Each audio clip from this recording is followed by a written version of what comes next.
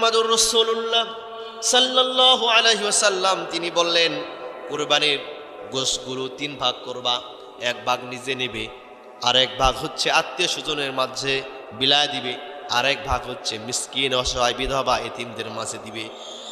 এই জন্য তো আল্লাহ সুবহানাহু ওয়া তাআলা বলছেন কুরআনুল মাজিদের 22 নম্বর সূরা, সূরা হজের 28 নম্বর আয়াত আল্লাহ রাব্বুল আলামিন বলেছেন, ফাকুলু মিনহা ওয়া আত'ইমুল বাঈসাল ফাকির। আল্লাহ সুবহানাহু ওয়া তাআলা বলছেন, তোমরা যা খাবা তা থেকে অসহায়, গরিব, মিসকিন, দরিদ্রদের কেউ তোমরা উপহার দেবা। এজন্য আমার প্রিয় ভাইয়েরা, যেহেতু এই কুরবানিটি হচ্ছে আল্লাহ রাব্বুল আলামিনকে খুশি করার জন্য, আল্লাহ রাব্বুল আলামিনের খুশির জন্য কুরবানি, সুতরাং এই কুরবানির অংশীদার যারাই থাকুক না কেন, এই কুরবানির জন্তুর গোশতগুলি ভাগ করে নিজে 1 ভাগ নেব, আত্মীয় স্বজনকে 1 ভাগ দেব, আর ফকির, মিসকিন, অসহায়, এতিম, বিধবাদেরকে আমরা আর 1 ভাগ দিয়ে দিব ইনশাআল্লাহ। যদি কোনো ব্যক্তি দিয়ে দেয় তাহলে তার কুরবানিটি আল্লাহ সুবহানাহু ওয়া তাআলার দরবারে কবুল হয়ে যায়। আর যদি কেউ না দেয়, বুঝে নিতে হবে সেই ব্যক্তি গোশত খাওয়ার নিয়তে কুরবানি দিয়েছে। আর গোশত খাওয়ার নিয়তে কুরবানি দেয়া যাবে না, কুরবানি দিতে হবে আল্লাহ সুবহানাহু ওয়া তাআলার সন্তুষ্ট অর্জনের জন্য। আল্লাহ রাব্বুল আলামিন যদি সন্তুষ্ট হয়ে যায় তাহলে পৃথিবীতে আর কোনো কিছুই দরকার হয় না।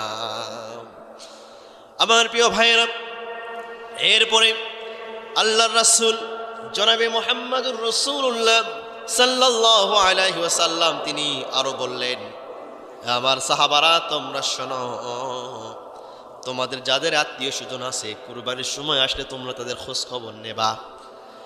ঈদুল আজহার সময় যখন আসবে তখন তোমরা তাদের আত্মীয়দের খোঁজ খবর নেবা। আমার প্রিয় ভাইরা, আমরা দেখতে পাই ঈদের দিন অনেক সন্তান তার মার খোঁজ খবর নেয় না, ঈদের দিনে অনেক সন্তান তার বাবার খোঁজ খবর নেয় না, ঈদের দিন অনেক বাবা মা আছে তার সন্তানদের খোঁজ খবর নেয় না, তার আত্মীয় স্বজনদের খোঁজ খবর নেয় না। কিন্তু এটা করা যাবে না, আত্মীয় স্বজনদের খোঁজ খবর নিতে হবে।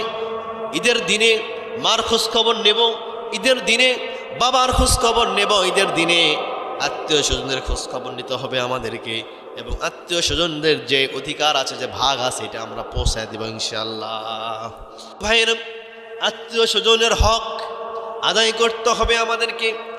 আত্মীয় স্বজনের সঙ্গে যখন ঈদের সময় আসবে এদের সঙ্গে সালাম বিনিময় করতে হবে।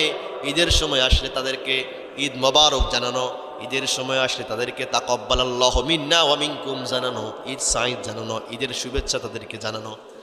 ঈদের সময় আসলে, ঈদের দিন আসলে স্বামী তার স্ত্রীকে বলবে তাকাব্বালাল্লাহু মিন্না ওয়া মিনকুম, স্ত্রী তার স্বামীকে বলবে ঈদের দিনে তাকাব্বালাল্লাহু মিন্না ওয়া মিনকুম, বাবা তার সন্তানকে বলবে ঈদ মোবারক, তাকাব্বালাল্লাহু মিন্না ওয়া মিনকুম। মসজিদের ইমাম সাহেব তার মুসল্লিদেরকে বলবে ঈদ মোবারক, তাকাব্বালাল্লাহু মিন্না ওয়া মিনকুম। পরিচিত অপরিচিত যারা মুসলমান, যারা মুমিন, যারা দ্বীনি ভাই, প্রত্যেকের সঙ্গে ঈদের শুভেচ্ছা বিনিময় করতে হবে।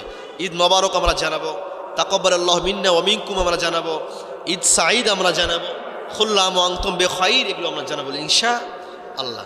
ঈদের শুভেচ্ছা আমরা বিনিময় করব প্রতিবেশীদের সঙ্গে, এবং আমাদের যারা আত্মীয় স্বজন আছে এদের সঙ্গে ঈদের যে শুভেচ্ছা এটা আমরা জানাবো ইনশাআল্লাহ। আমার প্রিয় ভাইরা, শুধু তাই নয়, আল্লাহ রাসূল আরো বললেন, ঈদের যখন সময় আসবে ঈদের দিনে তোমরা বেশি বেশি আল্লাহ রাব্বুল আলামিনের জিকির করো। আল্লাহ রাব্বুল আলামিন বলছেন, ওয়াযকুরুল্লাহা ফি আইয়ামিম মা'দুদাত, গণনাকৃত দিনগুলোতে আল্লাহকে বেশি বেশি স্মরণ করো। সুবহানাল্লাহ। এই আয়াতকে সামনে রেখে মুফাসসিরিন ইকরামরা তারা বলছেন, গণনাকৃত দিনগুলোতে তোমরা আল্লাহ রাব্বুল আলামিনের বেশি বেশি স্মরণ করো, তাহলে জিলহজ মাসের প্রথম দিন থেকে 10 জিলহজ পর্যন্ত এই 10 দিন আল্লাহ রাব্বুল আলামিনের বেশি বেশি তাসবিহ তাহলিল আদায় করা, বেশি বেশি আল্লাহর নামে তাকবীর দেয়া, বেশি বেশি দুরূদ শরীফ আদায় করা। শুধু তাই না, মুফাসসিরিন ইকরামরা আরো বলছেন, যেহেতু নির্দিষ্ট কিছু দিনের কথা বলা হয়েছে, সুতরাং ঈদের যে 3 দিন আছে, 10 জিলহজ, 11 জিলহজ আর 12 জিলহজ এই 3 দিনে আমরা বেশি বেশি জিকির করব। মুফাসসিরিন کرام আরো বলছেন নির্ধারিত দিন এর মানে 9 জিলহজ ফজর থেকে 13 জিলহজ আসর পর্যন্ত এই সময় আমরা আল্লাহ রাব্বুল আলামিনের বেশি বেশি জিকির করব। তাসবিহ তাহলিল জিকির আজকার আল্লাহর নামে তাকবীর দিব আর জিকির করব। সুবহানাল্লাহ আলহামদুলিল্লাহ লা ইলাহা ইল্লাল্লাহ সুবহানাল্লাহ আলহামদুলিল্লাহ লা ইলাহা ইল্লাল্লাহ। এরকম ভাবে আমরা আল্লাহ রাব্বুল আলামিনের তাসবিহ জপব, আল্লাহ রাব্বুল আলামিনের জিকির করব আর তাকবীর দিতে হবে আল্লাহু আকবার আল্লাহু আকবার লা ইলাহা ইল্লাল্লাহ আল্লাহু আকবার ওয়ালিল্লাহিল হামদ। আমার প্রিয় ভাইরা, আল্লাহর নবী বললেন, হে আমার সাহাবারা, তোমরা শোনো, তোমরা ঈদের মাঠে যাবার পূর্বে তোমরা মিসওয়াক করবা, দাঁত পরিষ্কার করবা, মুখ পরিষ্কার পরিচ্ছন্ন রাখবা, এরপর ঈদের মাঠে তোমরা যাবা। কেননা ঈদের মাঠে গেলে তোমার দ্বীনি ভাইয়ের সঙ্গে দেখা হবে, ঈদের মাঠে গেলে তোমার প্রিয়জনদের সঙ্গে দেখা হবে, ঈদের মাঠে গেলে আত্মীয়দের সঙ্গে দেখা হবে, ঈদের মাঠে গেলে প্রতিবেশীদের সঙ্গে দেখা হবে। তখন সালাম বিনিময় তো হবে, তখন তোমার মুখের দুর্গন্ধগুলো তাদের সামনে চলে আসবে। এই জন্য ঈদের মাঠে যাবার পূর্বে মিসওয়াক করবা, মুখ পরিষ্কার করবা, মুখ দাঁত মুখমণ্ডল পরিষ্কার করে ঈদের মাঠে যাবা। তাহলে তোমার মধ্যে একটা আন্তরিকতা, একটা খুশু চলে আসবে। এই জন্য ঈদের মাঠে এরপরে সুগন্ধি ব্যবহার করব। আমরা ঈদের মাঠে যখন যাওয়ার পূর্বে আমরা সুগন্ধি আমরা ব্যবহার করবো ইনশাআল্লাহ। সুগন্ধি ইউজ করবেন আপনারা, যাদের স্ত্রী আছে, যাদের বিবি আছে, স্ত্রীদেরকে বলবেন যে আমার কাঁধে বা পিঠে বুকে একটু সুগন্ধি একটু লাগাই দাও, বলা যাবে তো ইনশাআল্লাহ? বলবেন ইনশাআল্লাহ। সুগন্ধি ব্যবহার করবেন করে আমরা ঈদগাহে যাবেন বলি ইনশাআল্লাহ। এরপরে ঈদের দিনের যে খাস একটি আমল, সেটা হচ্ছে ঈদের দিনের ফজরের নামাজ মহল্লার মসজিদে জামাতের সঙ্গে আমরা আদায় করবো ইনশাআল্লাহ। আমার প্রিয় ভাইরা, নামাজ আল্লাহ রাব্বুল আলামিন ফরজ করে দিয়েছেন, নামাজ আদায় করতেই হবে, জামাতে নামাজ আদায় করা ওয়াজিব, নামাজ আদায় করতে হবে প্রিয় ভাইরা। কিন্তু আল্লাহ রাসূল সাল্লাল্লাহু আলাইহি সাল্লাম গুরুত্ব আরোপ করে বলেছেন, ঈদের দিন ফজরের নামাজ মহল্লার মসজিদে গিয়ে জামাতের সঙ্গে তোমরা আদায় করবা। তাহলে ঈদের দিনে আমরা মহল্লার মসজিদে জামাতের সঙ্গে আমরা ফজরের নামাজ আমরা আদায় করব।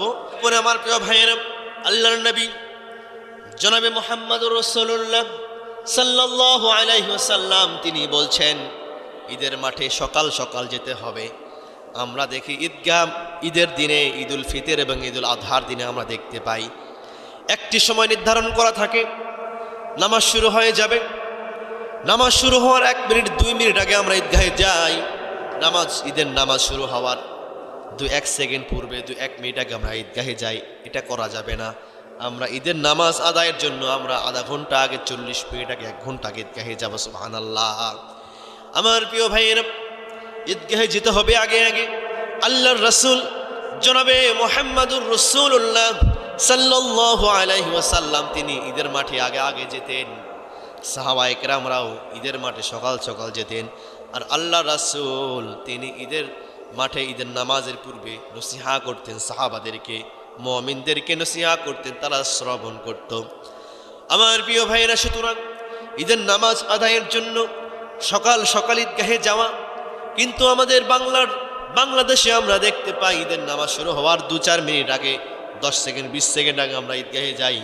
অনেক সময় নামাজ শেষ হয়ে যায়, এরপরে ঈদের নামাজের জন্য মুসল্লিরা ঈদগাহে হাজির হয়।